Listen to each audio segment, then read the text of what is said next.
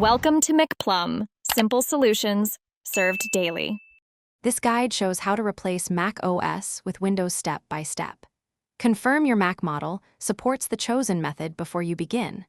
Intel Macs can use Boot Camp to install 64-bit Windows natively.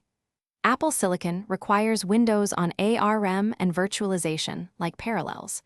Prepare at least 64 GB free for the Windows partition and 16 GB USB. Ensure you have 8 GB RAM minimum and a valid Windows product key. Back up your data to an external drive or cloud before you continue.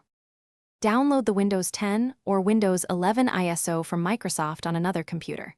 On Intel Macs, open Boot Camp Assistant and select the ISO installer. Use a 16 GB USB flash drive formatted as MS-DOS, FAT if prompted.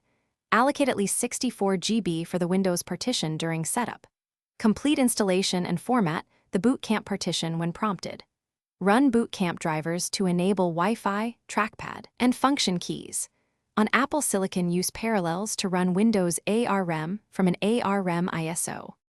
When Windows starts, install all updates immediately to ensure hardware compatibility. Activate Windows with your product key and confirm system is 64-bit if required. Open settings to update drivers, adjust display scaling, and set power options. Use the Startup Disk Control panel in Mac OS or Hold option at boot.